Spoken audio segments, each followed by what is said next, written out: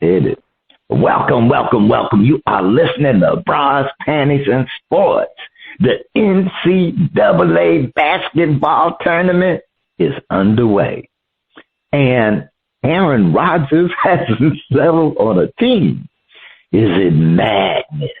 Or should we beware the Ides of March? I'm Spitface. Please welcome our host, the First Lady of Sports Talk, Cheryl Smith. Good morning, good morning. I mean, what is Aaron Rodgers waiting for? He got the whole NFL on hold right now. I mean, come on, man. It's not about you. It's not about you. Not in Aaron's world. It's all about him. All right. This week on Shout Out, we have performances from Traedonya plus Lord Rifa.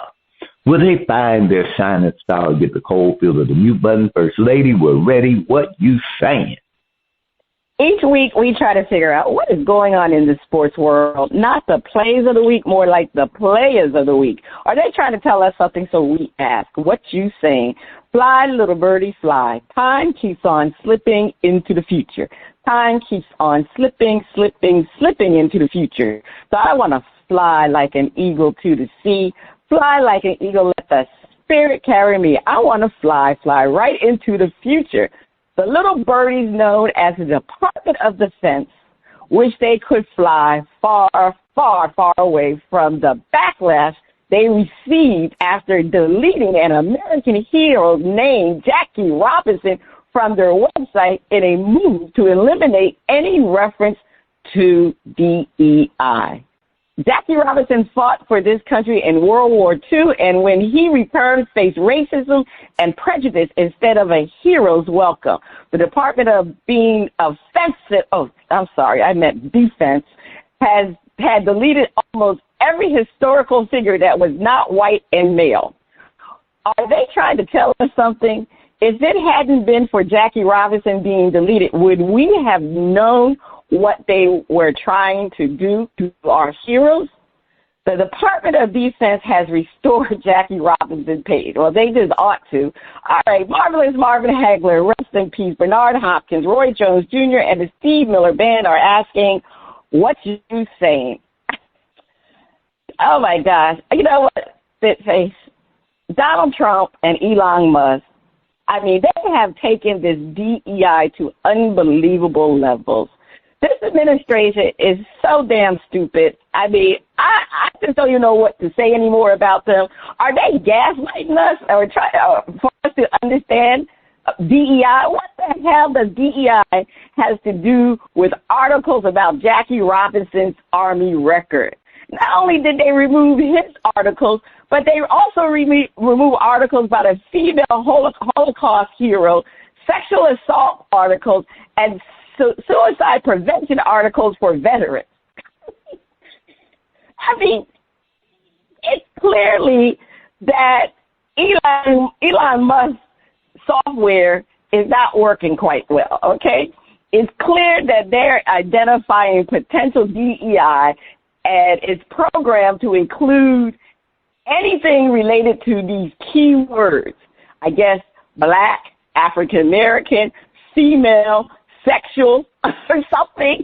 That's what they're doing. That's why it's pulling out all these data that doesn't make sense. You know, they're looking at key words and they're purging information without reviewing it. You need a human being to do what the computer can't do. A computer cannot differentiate whether the content is DEI. Somebody has to go through that and look at it to see if it's about DEI. And I'm so damn tired about this DEI thing. Spitface, I don't have too much to say because, you know what, I'll be honest with you. I am so through with discussing this fool we have in charge. So producers, please, no more. I can't take any more. And my final word to Donald J. Trump. If you want to eliminate everything black people have done, then you need to demolish the damn place you work and live in because the White House was built on the backs of black slaves. And that's all I'm saying.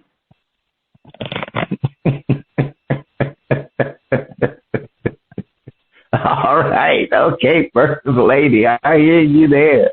And I kind of think that the situation, as far as why we talking about it today, is mainly because Jackie Robinson. And, and I'm wondering if it had not been for them deleting Jackie Robinson, would anyone have noticed all the other images that they were deleting? The Tuskegee Airmen, the code talkers, the 6th man lifting the flag over Iwo Jima. Would that have, even been noticed, or really, would there have been a backlash except for Jackie Robinson? That hit and it woke somebody up. And I go, thank goodness it did. Because there are a lot of people who they have been inundated with acronyms, Doge, DEI. They don't even know what the hell stuff is. Really, they don't. They just, it's bad, bad, and don't have a clue what it really is. And so I'm like, I get. Right now, we got important stuff, going on. We got the Knicks, we got March Madness, we got Aaron Rodgers, but I do say that all these sports shows need to stop for a minute and discuss this subject. They do. They need to stop. Stephen A. Smith, you need to stop and discuss this. Now, maybe you got it on today's show or not, I don't know.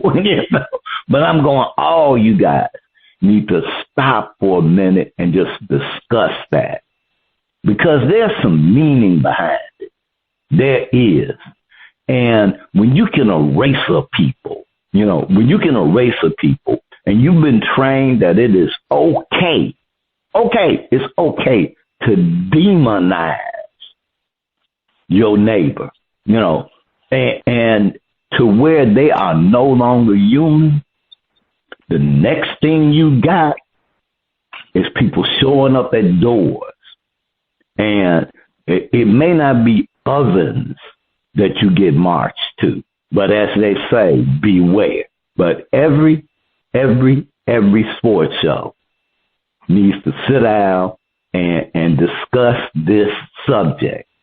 Can you imagine Babe Ruth being removed? Because he was part something, whatever that is, but he ain't pure white enough. He ain't pure white enough. No, he ain't pure white. Not in America. We know that, but I don't know if everybody else knows that. But see, that's the thing about not teaching you history, making sure. And if they could have got away with Jackie Robinson, then the other 26,000 pages would not get reviewed. But let me tell you, every show. Okay, First Lady, that's all I'm saying about it. That's it. No, I understand that, but I'm just so through with this man and this DEI nonsense. It's just gotten to the point that everything they talk about is DEI. No, it's not DEI. It's more than that. And I think that's why, like you said, the Holocaust. The Jewish league, the Jewish people they're getting on to him tough right now. So I mean, like you said, they just started removing all these things. And like I said, I think they're using keywords, and that's how they're retrieving the data. That's what I was talking about. I mean, you're supposed to have smart computer people there, but computers can't do everything. Anyway, over to you, Spitface. All right. Hey, we do need to understand the process. Don't call it a comeback. I've been here for years, rocking my tears and putting suckers in tears, making their tears rain down like a monsoon. Listen to the bass go, boom, explosion, overpowering, over the competition, I'm towering. Record shop when I drop these lyrics that'll make you call the cops. Don't you dare stare, you better move. Don't ever compare me to the rest of the August sliced and diced competition. Paying the price. I'm going to knock you out, huh? Mama said knock you out, huh? We are talking about the knockout punch that NFL teams are trying to do with the rules. Here are the top 3 proposals. A ban to the famous tush push. Teams say it is unsafe and a quarterback could get hurt. Oh. Changing the playoff seeding to be based on record. Teams say a 13-3 team having to go on the road to a 9-7 team is ludicrous. Ludicrous. Ending automatic first down for defensive holding. Teams say it should be 5 yards. Otherwise, it should be pass interference. Leroy Satchel Paige, Walter Buck Leonard, and James Cool Papa Bell are asking what you say.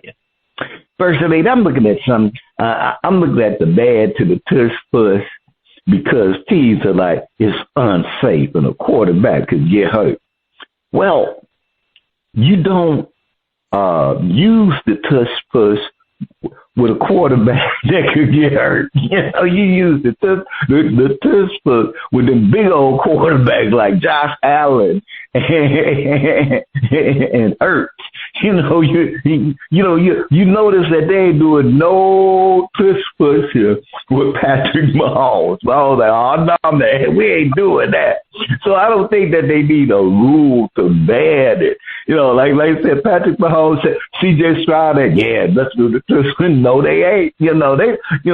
So they got sense. And teams, what it is you can't defend it. And if you can't defend it, until you can defend it, you don't want it to be used, but it works. And I can get the argument that from a safety perspective, people pushing you from the back, you don't know where that's coming from. That can, but they kind of do that anyway. Last time I looked, you block and you push. You don't just block and just stand there. You move and try to move people back. So I'm not sure it's anything different other than the fact that Philadelphia and the Bills have been successful using it.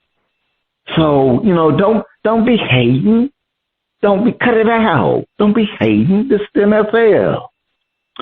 Now, changing the playoff seeding to be based on record so that, we've seen the situations where a team with a better record had to go on the road to face a division championship that barely had a winning record. And we've seen it. It has happened.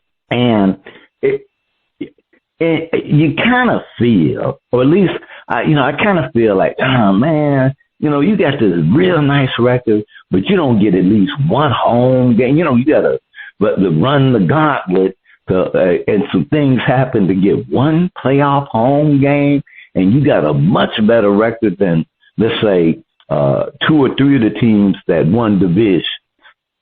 What's the solution to that? What's fair? And I think the solution to it and what's fair is win your division. Win your division. That is the solution.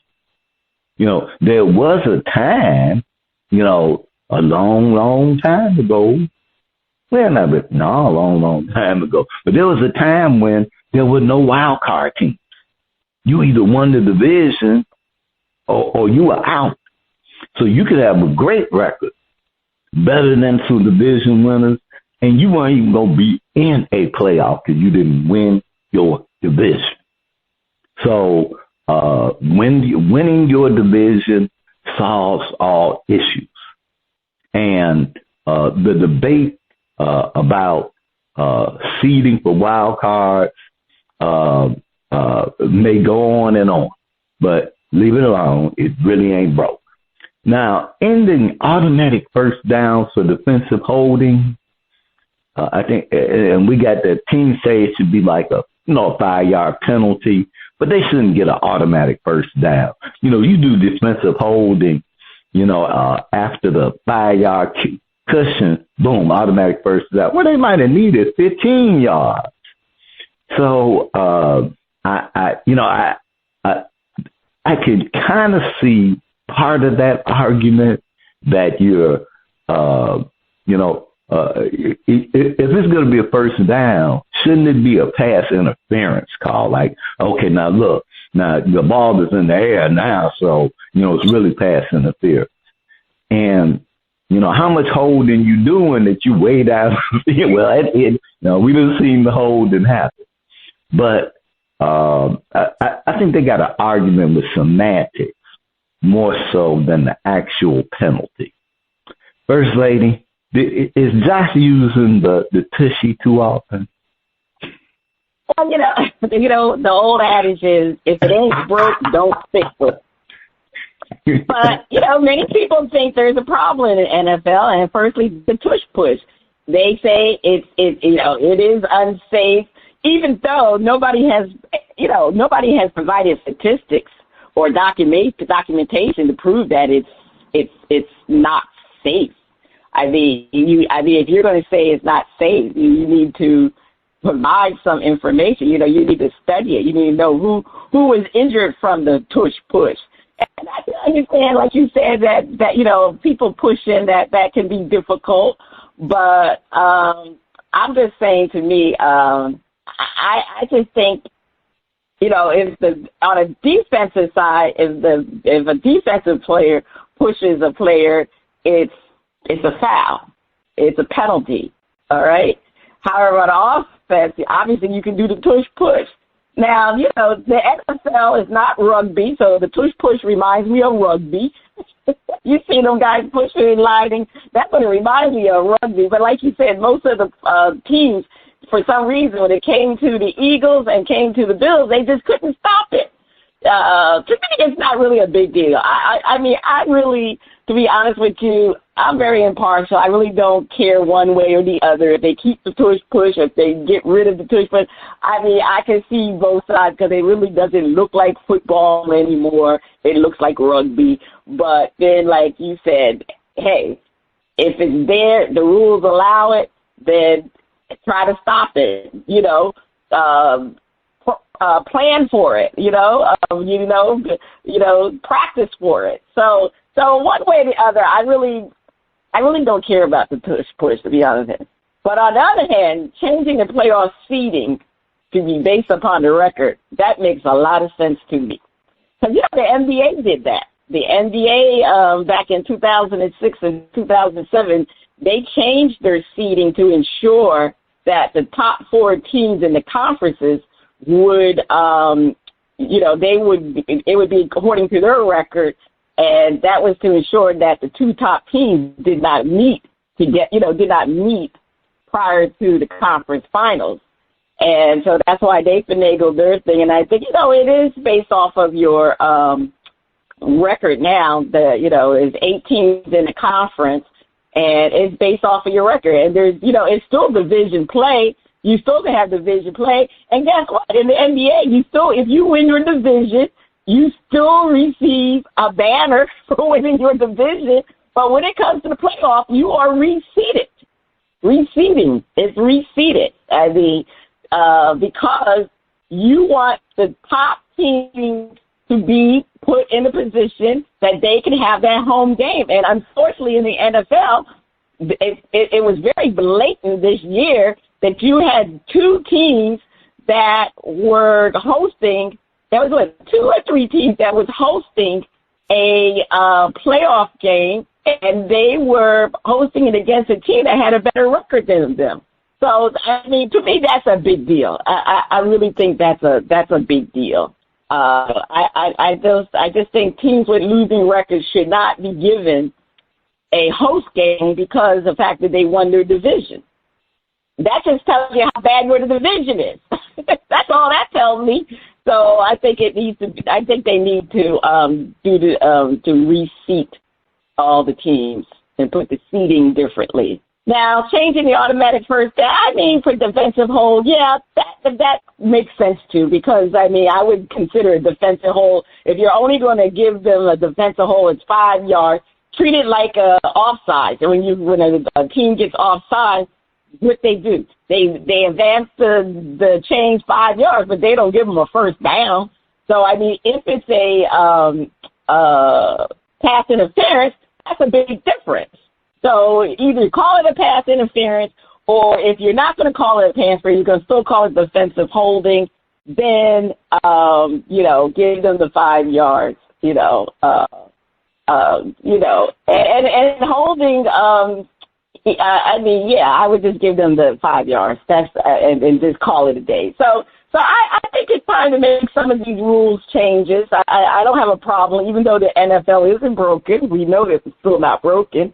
But to be honest with you, I wish they'd get rid of the kickoff. That's dumb to me. The way that was a dumb rule change. They've been changing some of these rules.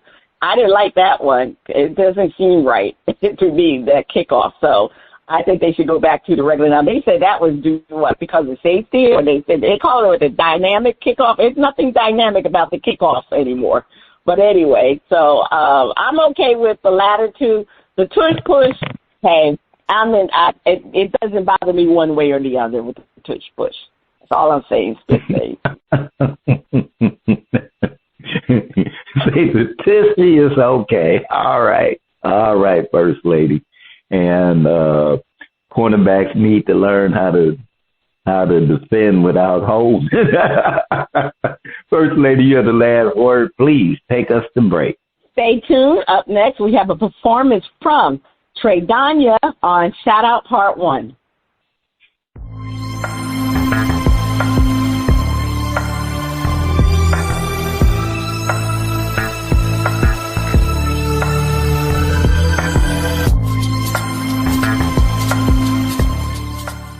The music flows in from around the globe to get a shout out from the panel. First Lady, I can't wait to hear the music from Traedonya. On Shout Out, we feature new independent artists who are looking to find their shining star. If we like what we hear, we'll give the track a shout out. If we don't like it, we hit the mute. On first part of Shout Out, we are featuring music from Traedonya out of the Bay Area, Los Angeles, and New York. They say Traedonya has come with a smooth sound on this track made as a jingle for a drink named Island Vibe. All right, let's hear the Island Vibe jingle. Island Vibe.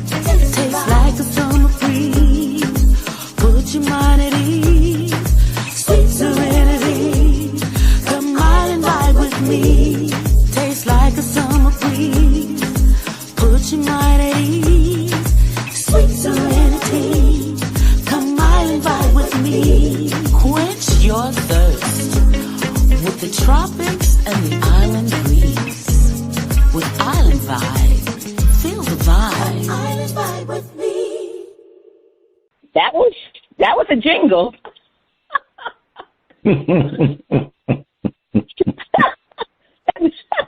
Well, we did say jingle, so I mean, what can I say? All right, I mean, for a jingle, I'll shout it out. For a song, I won't shout it out, but for a jingle, I'll shout it out. Then we did say it's a jingle, so I'll shout it out.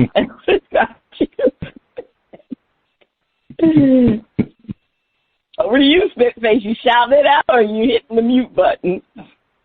Well, as a jingle, since they did tell us up front that it was a jingle, I'm shouting it out.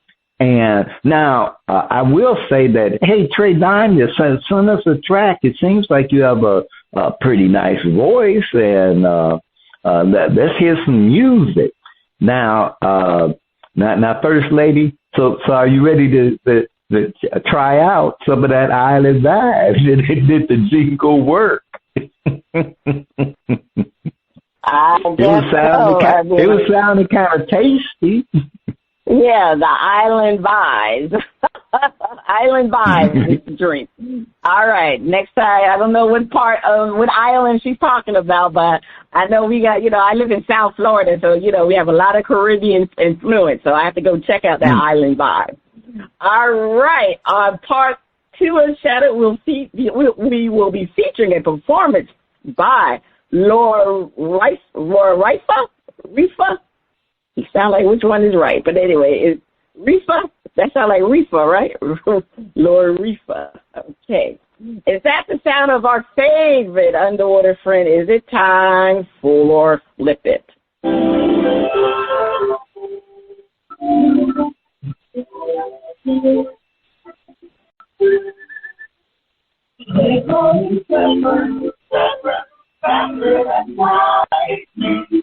No one you see is smarter than you. And we live in a world full of wars, lying there under the sea.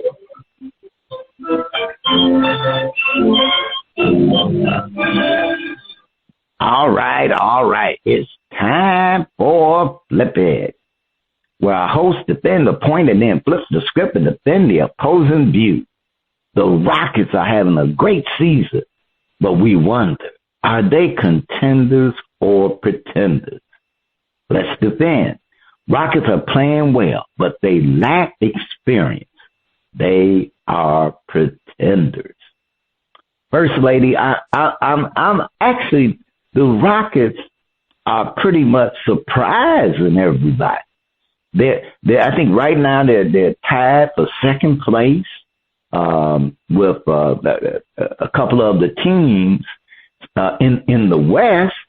So they are doing good. They're doing really good, and I get the sense that they're playing a little bit ahead of themselves, and which is a good thing because they got talent. They're young. They're hungry. They're ready. They want to do something, get out there. So it's an exciting time here in H-Town, looking at the Rockets. But as we've learned, watching the Knicks, that when you're building and getting that momentum going, usually that first 1 or 2 seasons where it's coming together, you don't go and win it all. And what happens is you get in the playoffs and that lack of experience starts getting exposed. And because now, as they say, it's a whole new slate, and the people and the teams that are now playing, now it's a matter of matchups and maybe not so much talent, but who know what to do at the right time. So right now, go on, and it's not settled if they're going to have the number 2 spot. Like I said, they're tied with a couple of other teams. A lot of stuff can happen, and these last few weeks of the regular season will shape everything out. But Rockets, great season. You're pretending. First Lady, please defend. They are pretenders. Well, the Rockets have done quite well.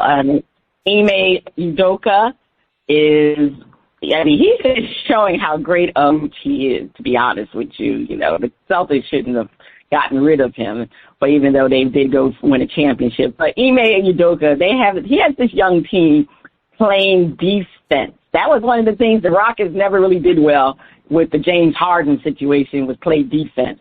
But Ime Madoka, he's really done a great job of getting these young fellas to play defense. Now, when you got a young team, you're going to have some peaks and you're going to have some valleys. And that's what happened with this team, because they started off the season very well, because they were actually in second place, if I'm not mistaken, earlier in the season. Then they went into a tailspin. I think they lost about 5 to 6 games in a row, and they're now back on a winning streak. So that's what you have with a young team. You have the ups, you have the downs, and you have the ups. And that's where they are right now. They're streaking. They won like 8 games in a row, 8 or 7 games in a row. And this team is really have a lot of young thoroughbreds on here. We talk about Jalen Green, Amon Thompson. You got Enforcer and Dylan Brooks.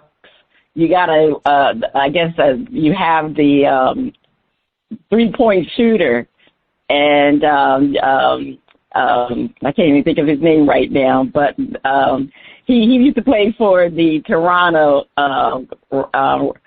Raptors, and he left Toronto and went to the Houston Rockets. His name will come to me shortly.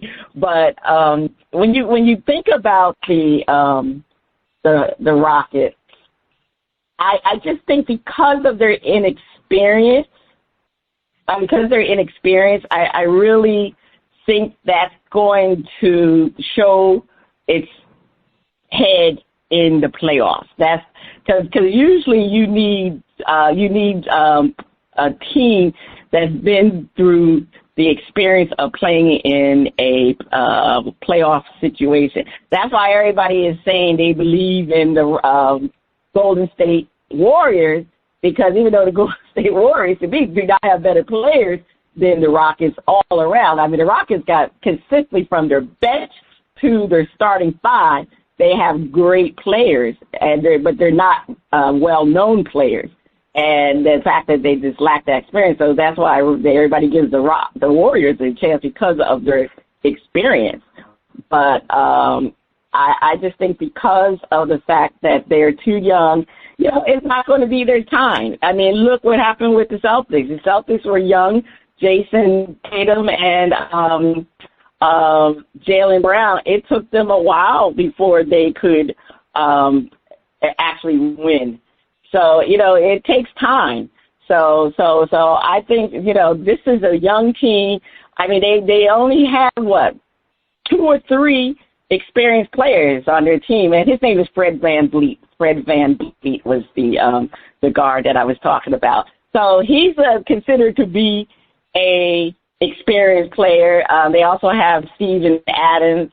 So, but other than that, they have a lot of young people. I think they got Jeff Green, too. Jeff Green's an old head playing basketball. So those are the seniors on that team. But they're not going to be able to help them because, with the exception of Jeff Green and Adams really don't play that much. So, anyway, but kudos to the Houston Rockets, though. I know the people in Houston, they thought things were going to be very bleak after James Harden left, and it hasn't been bleak. They've turned this team around. Trust me, this team will be competing for a championship in a year or 2, definitely. So, but it's not their time right now because of the inexperience. The inexperience. All right, let's flip it. And then the Rockets are tied for second in the West at 44-25. They are legit contenders. And First Lady, as someone once said, your record says who you are. And their record says right now they're at 45-25 and in second place in the Western Conference. And the top 6 teams in the Western Conference, once you get to if I'm looking at the East, those top 6 teams would push out the teams 4 and below. So they're in a highly, highly competitive conference right now. It's tight. The only team that's like kind of romping is the Oklahoma City Thunder. So, they're leading the crew. But the Rockets right now, they are getting the experience they're going to need to succeed in the playoffs. So they're not going to be one of those teams that come in and in the first round, they end up getting wiped out. No. They've got this team together. That they're young and they're getting seasoned with every game, but they're not going to be eliminated in the first round, and which means that they are contenders because they'll be in that second round. Now, in that second round, it may come down to a game 7, or they may only win 2 games, but making it to that second round means that they are contenders, and they will make it to the second round. First Lady, defend. They're too legit to quit. This team can definitely give any team a run for their money, especially in 7 games. I don't think any team in the West would want to play the Houston Rockets because the fact they are young, they have never been to the playoffs. I think the only 2 people on the team that's been to the playoffs, 3 is, like I said, they're experienced players, and that's Fred VanVleet, Jeff Green, and Steven Adams. The rest of them have never been to a playoff before, so playing a playoff game. So they really don't know what to expect. And when you don't know what you're going to expect in playoffs, that might be a good thing, to be honest with you. Maybe a good thing. But the thing is, their coach has been to a playoff. He went to the finals, and he knows how to coach. He knows how to reel these young players in. He's got them playing defense. And if you can play defense, you can win any series playing defense. And, and that's the key thing is you got to play because defense will keep you in a game whether or not you score or not. And that's usually what happens with a young team is the fact they go up and down with their scoring. Sometimes the ball is falling in and sometimes it's not. But, at this point in time, they are going to be, if they can maintain that second seed, they will play the winner of whoever wins the play-in title to be the 7th seed. So right now, that's between the Clippers and the Timberwolves. I'm just going to say all the series in the West is going to be exciting because you got teams that are low in play-in that they could easily be in the top 6 in the playoffs. So it's going to be a struggle, but it's all about matchup. And the fact that the Rockets, I think they match up well against a lot of teams because they have height. They got their center, Sagoon. He's a very good player. And they got wings. They got very athletic wings. And in today's NBA, you have to have athletic wings to play. You really do. And that's why the Boston Celtics are who they are because of those 2 athletic wings they had, Tatum and Jaylen Brown. And the Rockets are pretty much built similar to the Boston Celtics. Did you think Ime Udoka was going to have them play any differently than how he had the Celtics playing? No, they're similar to that team. So I give them they're going to be contenders for sure. They're going to be contenders. So I have a feeling that don't sleep on the Houston Rockets. Please don't sleep on them. Don't sleep on the Rockets. Okay, First Lady, over to you for more Flip It. Yeah, don't sleep on them because they're going to be fine. So anyway, yes, let's get to some more Flip It. The Milwaukee Bucks are 38-30. Are they faking and shaking, contenders or pretenders? Spitface defends. The Bucks are faking and shaking. They are pretenders. First Lady, right now they are like 5th in the Eastern Conference. And, as we were saying earlier, in the West, those teams in the West, if they moved over to the East, Milwaukee wouldn't even be a consideration. They'd be out. So right now, given the competition in the East and the fact that Milwaukee is in fifth place, they're looking pretty much like pretenders. They're in the division. They're 500 in the division, so they're not commanding anybody there. And on the road, they got a losing road record. I'm like, are they supposed to be a threat? It looks like they might be a threat to themselves. And it seems like the championship they won doesn't seem like it's just been a long time ago, and season by season, it's starting to be a fading memory. Right now, Milwaukee is a winning team, but they are pretenders. They're a winning team. I get, you got to give them that. They got a winning record. Anything can happen in the playoffs.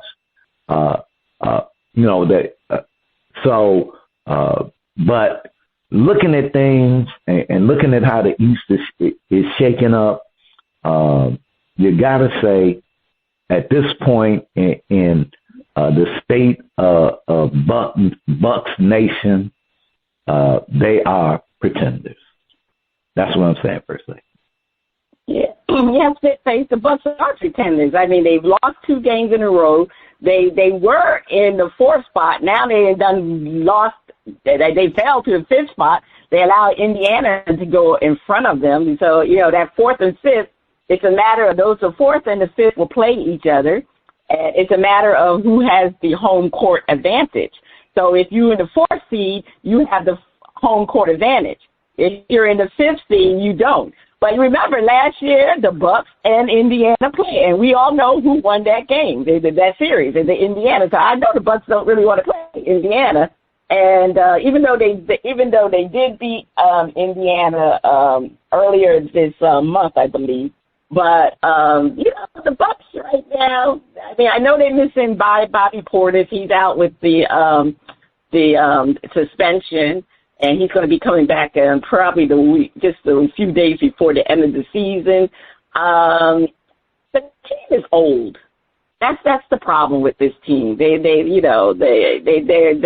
older group. I mean, they have Giannis, but they can't even beat the Knicks. They haven't even beaten the top teams. I mean, they're similar to what the Knicks did, but even the Knicks beat them. I think the Knicks have beaten them twice already. So they're just floating. The East is still considered weaker conference than the Western Conference. So who knows where they would have been if they were in the West. But I just think right now that this team, they're not going anywhere. And Damian Lillard coming to the team has not really put them in the upper echelon that they thought they were going to be at. Because the Cleveland has come on this year. People didn't expect Cleveland to be where they are, and then you always expected the Celtics to be, and the Knicks were always there too. So I mean, right now they can really just the 4th or the 5th best team in a not too strong Eastern Conference, and that's how they are. But anyway, we're going to flip this script. As long as they have Giannis, they are contenders. Spitface defend. The Bucks are in a situation where they play in a weaker conference, and they now I have to kind of look and when I'm looking at it, Cleveland and Boston, the leaders in the conference, both teams have over 50 wins. There's no team in the Western Conference except the Thunder that matches that. So one could say that, call them a weaker conference, but the strong teams are the strong teams. And Milwaukee is one of the strong teams because they're in that top 5 spot.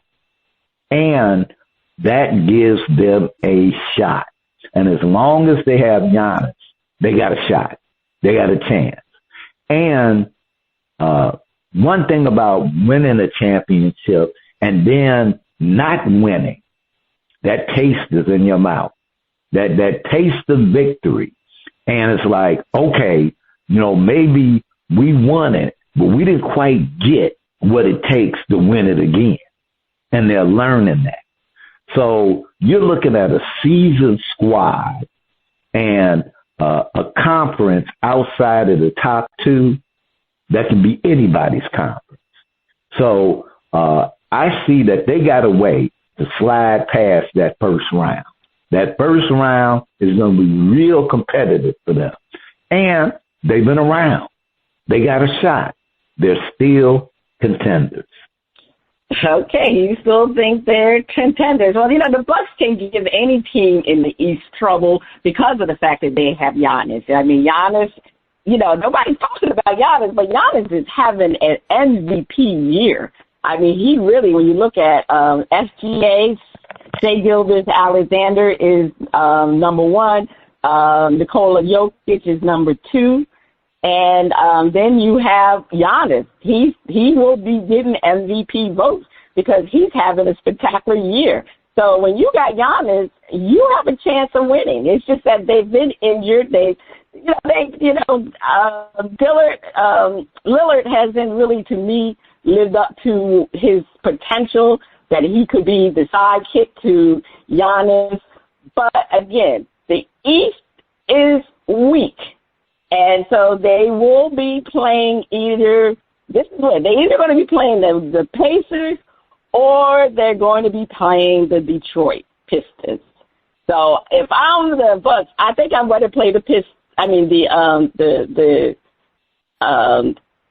instead of the Pistons because there's a lot of history there with the Pacers. They beat them last year.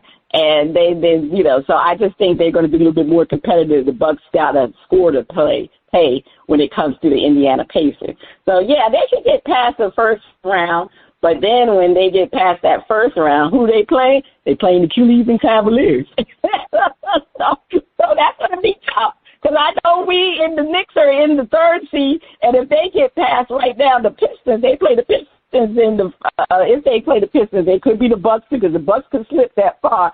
But then, hey, you get past that first round, you got the 2 top teams waiting for you in the second round, and that's for the Knicks. They got the Celtics, and for the Bucks, if they get through, for the Pacers, if they get through, or if the Pacers or the Bucks get through, they got this Cleveland Cavaliers they're waiting for them. So.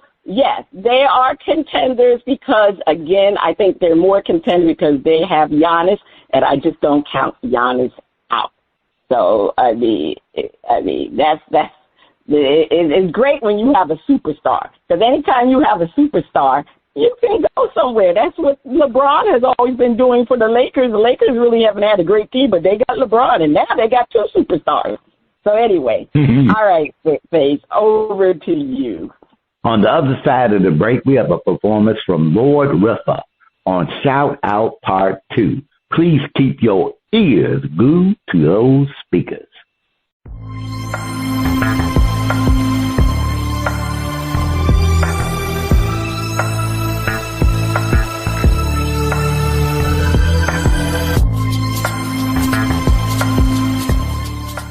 Welcome back. The music flows from around the globe to get a shout-out from the crew. Spitface, over to you. First Lady, it must be this kind of morning. On the second part of Shout-Out, we're featuring music from Lord Rifa out of San Francisco from his hit album, Shithole Nation. Let's hear the title track of his album, Shithole Nation. DJ, go ahead and roll.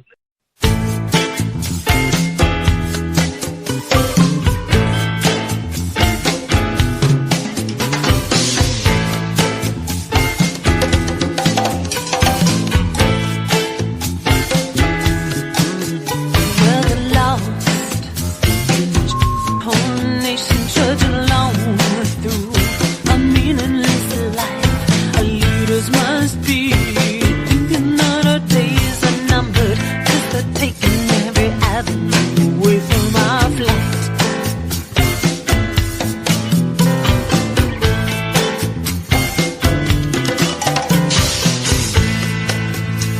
It's all about money. It's all about power. It's all about money.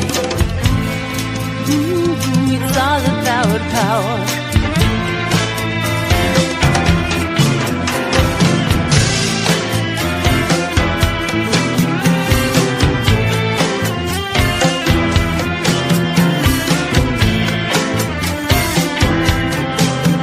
You're the poor, the middle, fringe of this nation.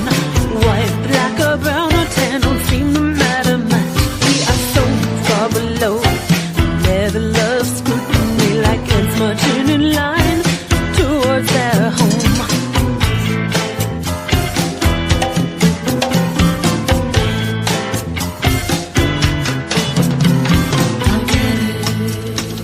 It's all about money.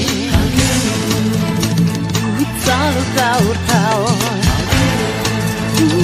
It's all about money. It's all about power. It's all about money. It's all about power. It's all about money. It's all about power.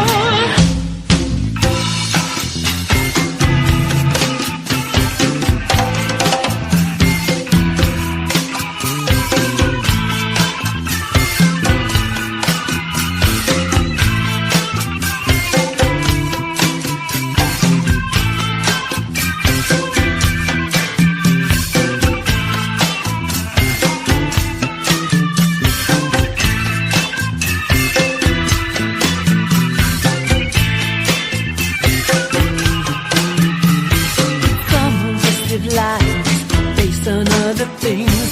Friendships come and calls and the will to do right. Some of us go so far, even pick up signs and cry. Some of us go so far, even stand up and fight.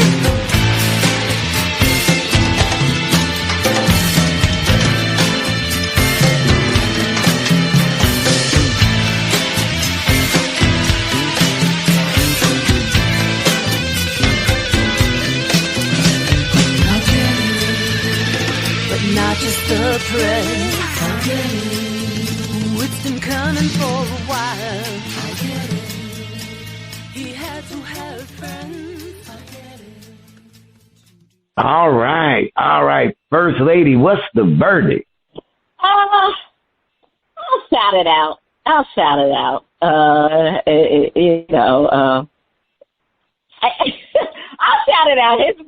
It seemed like his voice was, it seemed like he was trying to imitate somebody to me, and I'm trying to figure out who it is. There's a combination of a couple of people, like a Prince and Michael Jackson a little bit to me. I don't know. But anyway, I'll shout the song out. All right. I'm shouting it out. Okay, well, I'm hitting the mute button. I found it to be a little bit confusing, and I don't know, the way the music was arranged. Huh? He doesn't know who we want to be. Yeah, well, I guess that's why it's confusing. And because I thought it was a female singer, and then, but that was being drowned out by all the percussion. So, I kind of got the feeling of the song, but the spirit was definitely lacking. So, I'm going to say, Lord Rifa, you need to put this back in the studio, because obviously you got some skills, but there's something going on, I can break out ball of confusion. That's what the world is today. You might want to go back in time and check out how they did protest music back in the day. So I'm hitting the mute button there. Now, that is the end of shout out. You can check out today's performance on the Old Grumpy Radio Network. If you would like to be heard or have any comments, please send your emails and tracks to talent@oldgrumpyradio.com. First Lady, over to you. All right, Spitface, what is your top story to watch this week? All right, my top story to watch this week is who is going to be a bracket buster. I knew that was going to be your top story. Are those number ones going to get busted? That's the question. Yes.